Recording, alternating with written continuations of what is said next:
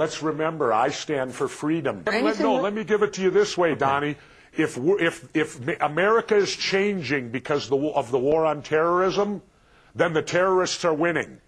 Because we may be beating them on the battlefield, but if we're getting our freedoms taken away and America changes because of what terrorisms do, the fear of terrorism, and government there to protect us, well, then, in my opinion, the terrorists are winning. But Jesse, you have to admit, if we don't do something, the reality is terrorism is a new kind of war, and it's nothing we've faced in our over 200-year history.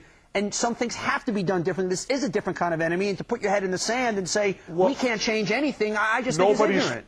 Wait a minute. Nobody's putting their head in the sand. We're as ill-prepared for terrorism as we've ever been. Take a look at the hurricanes that just hit this country. They were even announced 3 to 4 days ahead of time. Okay.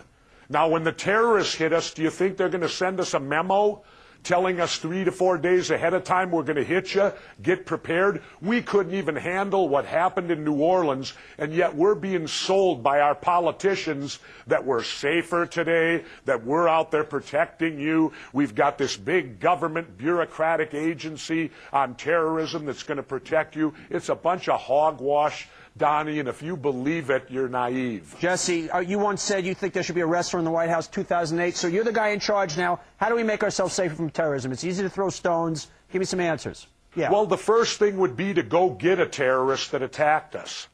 You know, we're never successful until bin Laden is 7 feet under. Okay. And instead, we're now fighting in Iraq, a country that never attacked us. There wasn't one terrorist in 9/11 from Iraq. Okay. 15 of the 19 were from Saudi Arabia. 48% of the insurgents you hear about in Iraq right now are Saudis. Why are we fighting the Iraqis? It's about the same.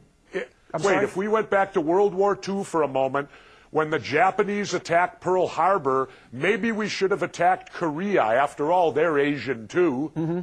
Look, my friend, that's the mindset that was used here. You wouldn't get an argument from this show. Strategically, that was certainly not the most judicious way to spend $200 billion to fight terrorism. But so what do we do? Okay, let's say now you got to go get bin Laden. Why can't we find this guy? This is the one question I don't understand. He's a 6'6" Arab guy.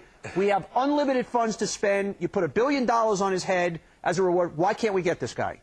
Because I don't think we want him that bad. Tell me what makes you say that. Why don't we want him that bad? Because we should have gotten him. That's what tells me that. We've had since 9/11/01 to get this guy, and we failed miserably.